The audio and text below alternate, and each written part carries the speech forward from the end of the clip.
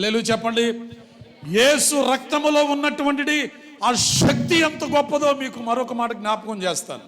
హెబ్రీలకు రాసిన పత్రిక 10వ అధ్యాయము ఒకసారి చూడాలి. హెబ్రీలకు రాసిన పత్రిక 10వ అధ్యాయము పక్కనే చూడండి, 19వ వచనం. 10:19 సహోదరులారా,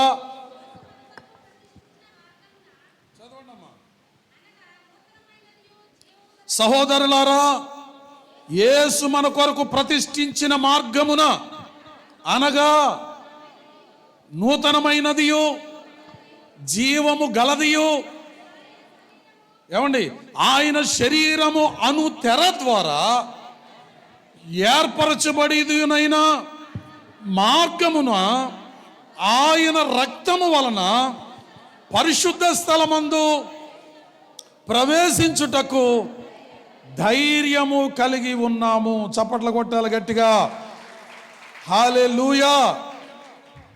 ఏమండి, ఈ మాట విన్నారా? యేసుక్రీస్తు రక్తమట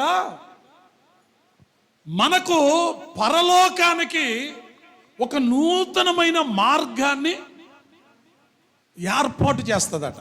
అంటే యేసు రక్తం ద్వారా క్రొత్త నిబంధన సంఘానికి జరిగే గొప్ప ప్రయోజనం ఏంటంటే, ఆది నుండి ప్రజలు చెప్పుకునేది మాత్రం కాదు, మనము నేరుగా ఒక అద్భుతమైన మార్గాన్ని, క్రొత్త మార్గాన్ని, నూతనమైన మార్గాన్ని, పైగా అది ఎలాంటిదని చెప్పాడు? పరిశుద్ధమైనది.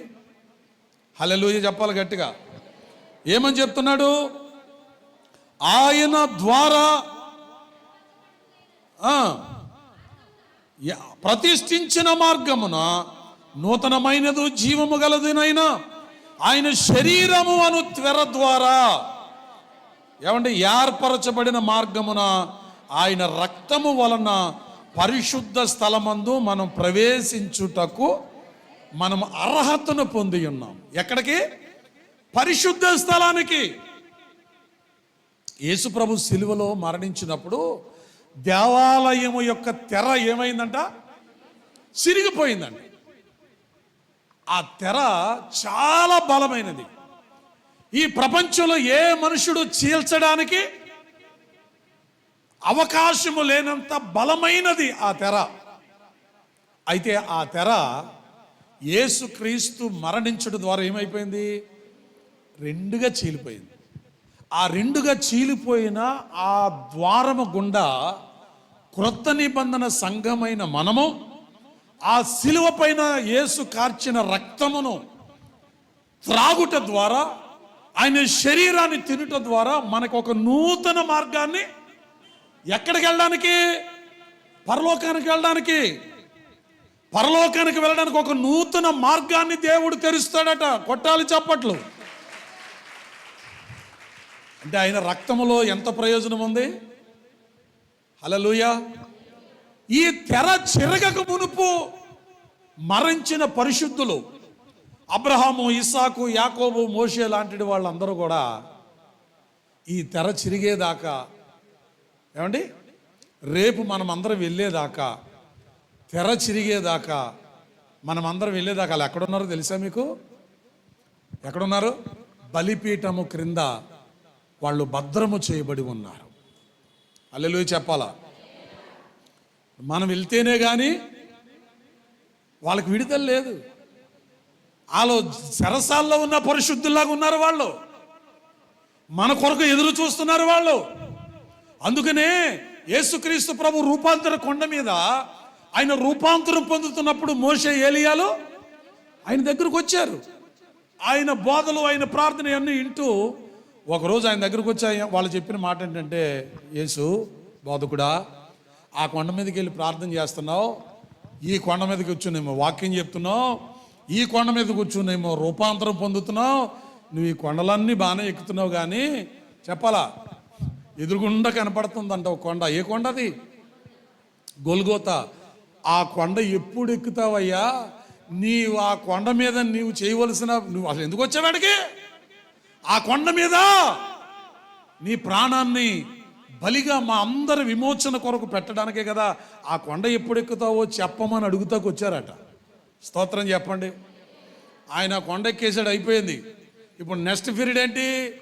మనం ఎప్పుడు వస్తామో అడుగుతున్నారంట. గట్టిగా హల్లెలూయా చెప్పండి. ఎవరండి? పరిశుద్ధులు. మనం ఎప్పుడు వస్తాం? మనం వెళ్తేనే కానీ వాళ్ళు పరలోకానికి వెళ్ళడానికి వాళ్ళకు కూడా అవకాశం. ఇప్పుడు ఎవరితో పాటు వెళ్ళాలి? వారు కూడా. అది మనం ఇక్కడేమో ప్రభా ఈ బ్రతుకెందుకు నాయన తీసుకో ప్రభా అని ప్రార్థన చేస్తావు, కానీ నిజంగా చచ్చిపోమంటే మాత్రం నువ్వు లేదు పాస్టర్ గారండి, ఇప్పుడే చచ్చిపోతే ఎలాగండి, నాకు వయసు ఎంతండి, 35 పాస్టర్ గారండి. నీ కోసం ఎంతమంది పరిశుద్ధులు ఎదురు చూస్తున్నారో తెలుసా? హల్లెలూయా చెప్పండి. అందుకనే ప్రకటన గ్రంథంలో ఆఖరి అధ్యాయములో పెండ్లి కుమార్తె ఇక్కడికి రమ్మని చెప్పాలి. మీరు పెండ్లి కుమార్తె ఇక్కడికి రమ్మని ఒక స్వరం వినపడుతుంది. అందుకనే మన సహోదరులు చెప్తూ ఉంటారు, మరణాత అని ఒక మాట వాడతారు. ఎవరు? మరణాత అంటే అర్థం ఏంటి? ప్రభువా, ప్రభు అయిన యేసు త్వరగా రమ్ము అని. ఎవరిని పిలుస్తున్నాడు? ఎవరిని పిలుస్తున్నాడు? మీరు ఫోన్ చేసి చీకటి అడిపోయింది, లేట్ అయిపోయింది, ఏవండి ఇంకా ఎక్కడున్నారండి అని పిలుస్తావు. ఎవరిని? కానీ ఎవరిని పిలవాలి? ఆయన వచ్చాడు అనుకో, మనం ఏం చేయాలి? వెళ్ళిపోవాలి. కానీ ఎంత బాగోపోని ఇక్కడే ఉండాలనుకుంటున్నామండి. ఇదో పెద్ద విచిత్రమైన సంఘటన. మన కోసం ఎంతమంది ఎదురు చూస్తున్నారు చెప్పండి. ఇప్పుడు పాత నిబంధన ప్రవక్తలు, భక్తులు అందరూ మన కొరకు ఎదురు చూస్తున్నారు. మనం వెళితేనే కానీ వాళ్ళు ఆ పరలోకంలో ప్రవేశించుటకు అవకాశం లేదు. గట్టిగా స్తోత్రం చెప్పండి. కాబట్టి మనం మనస్సాక్షిని శుద్ధి చేసుకుని ఉందామా, లేకపోతే త్వరగా వెళ్ళి వాళ్ళతో పాటు కలిసి పరలోకానికి వెళ్ళిపోదామా? ఏదో డిసైడ్ అవ్వండి ఒకసారి. హల్లెలూయా చెప్పండి గట్టిగా. పాస్టర్ గారు మేము ఇప్పుడే పొరపాటుని రాము. హల్లెలూయా. దేవుని వాక్యంలో ప్రభు అంటాడు, యేసు క్రీస్తు రక్తము ద్వారా మనం ఏమవుతున్నామండి? ఏమవుతున్నాం? మనకు ఒక దేవుడు పరలోకములో ప్రవేశించడానికి ఒక క్రొత్త మార్గాన్ని, నూతన మార్గాన్ని దేవుడు మనకిచ్చాడట.